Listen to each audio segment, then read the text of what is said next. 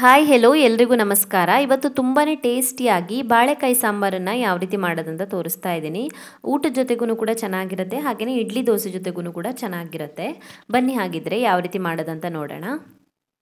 ನಾನಿಲ್ಲಿ 2 ಮೀಡಿಯಂ ಸೈಜ್ನ ಬಾಳೆಕಾಯಿಗಳನ್ನು ತೊಗೊಂಡಿದ್ದೀನಿ. ಬಾಳೆಕಾಯಿದು ಸಿಪ್ಪೆನ ತೆಗೆದುಬಿಟ್ಟು ಕಟ್ ಮಾಡಿಬಿಟ್ಟು ನೀರಿಗೆ ಹಾಕ್ಕೊಂಡಿದ್ದೀನಿ. ನೀರಿಗೆ ಹಾಕ್ಕೊಂಡ್ರೆ ಬಾಳೆಕಾಯಿ ಕಪ್ಪಾಗೋದಿಲ್ಲ.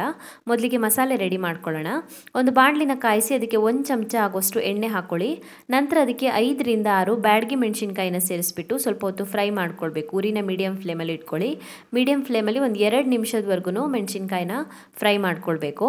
ನಂತರ ಇದಕ್ಕೆ 1 ಚಮಚ ಆಗೋಷ್ಟು ಧನಿಯಾ ಕಾಳು ಮತ್ತು 1/4 ಚಮಚ ಆಗೋಷ್ಟು ಜೀರಿಗೆನ ಹಾಕ್ಕೊಳ್ಬೇಕು. 3 ಮಸಾಲೆ ಸೇರಿಸಲಿಕ್ಕೆ, ಬೇರೇನು ಮಸಾಲೆ ಹಾಕಲಿಕ್ಕಿಲ್ಲ.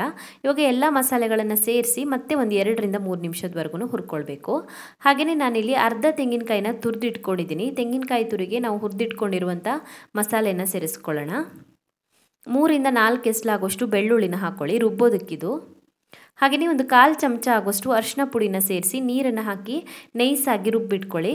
ಮಸಾಲೆ ರುಬ್ಬಿ ಆದ ನಂತರ ಒಂದು ಬಾಣಲಿನ ಕಾಯಿಸಿ ಅದಕ್ಕೆ 2 ರಿಂದ 3 ಚಮಚ ಆಗೋಷ್ಟು ಎಣ್ಣೆ ಹಾಕ್ಕೊಳ್ಳಿ. ಹಾಗೆಯೇ ಒಂದು ಸ್ವಲ್ಪ ಕರಿಬೇವಿನ ಎಲೆ ಮತ್ತು 1/4 ಚಮಚ ಆಗೋಷ್ಟು ಜೀರಿಗೆನ ಸೇರಿಸ್ಕೊಳ್ಳಿ.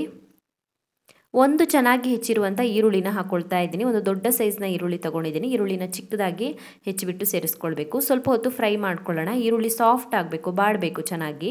ನಂತರ ಇದಕ್ಕೆ ಒಂದು ಚೆನ್ನಾಗಿ ಹೆಚ್ಚಿರುವಂಥ ಟೊಮ್ಯಾಟೊನ ಹಾಕ್ಕೊಳ್ತಾ ಇದ್ದೀನಿ. ನಾನು ಬೇರೆ ಎಕ್ಸ್ಟ್ರಾ ಹುಳಿ ಹಾಕ್ಕೊಂಡಿಲ್ಲ, ಟೊಮ್ಯಾಟೊದಲ್ಲಿರುವಂಥ ಹುಳಿನೇ ಸಾಕಾಗುತ್ತೆ.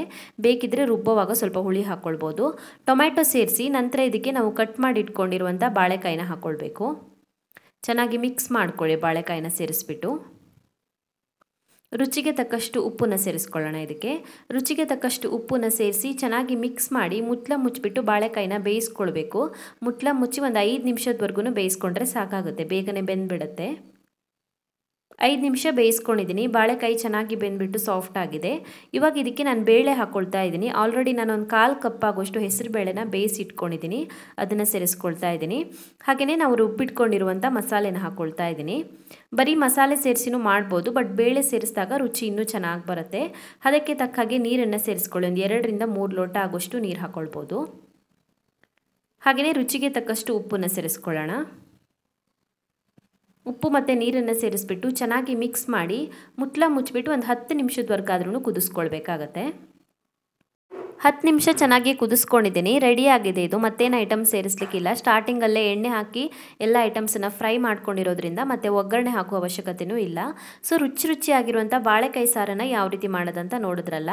ಊಟದ ಜೊತೆಗೆ ತುಂಬಾ ಚೆನ್ನಾಗಿರುತ್ತೆ, ಹಾಗೆಯೇ ಇಡ್ಲಿ ದೋಸೆಗೂ ಕೂಡ ಚೆನ್ನಾಗಿರುತ್ತೆ. ನೀವು ಕೂಡ ಟ್ರೈ ಮಾಡಿ ನೋಡಿ. ನಿಮಗೆ ಈ ರೆಸಿಪಿ ಇಷ್ಟ ಆಗಿದ್ರೆ ವಿಡಿಯೋಗೊಂದು ಲೈಕ್ ಕೊಡಿ, ಹಾಗೆಯೇ ಕಮೆಂಟಲ್ಲಿ ತಿಳಿಸಿ ಹೇಗಿದೆ ಅಂತ. ಇನ್ನೂ ಹೆಚ್ಚಿನ ವಿಡಿಯೋಗಳಿಗೆ ನನ್ನ ಯೂಟ್ಯೂಬ್ ಚಾನಲನ್ನು ಸಬ್ಸ್ಕ್ರೈಬ್ ಮಾಡ್ಕೊಳ್ಳಿ. ಹಾಗೆಯೇ ನನ್ನನ್ನು ಫೇಸ್ಬುಕ್ ಮತ್ತು ಇನ್ಸ್ಟಾಗ್ರಾಮಲ್ಲಿ ಫಾಲೋ ಮಾಡೋದನ್ನು ಮರಿಬೇಡಿ.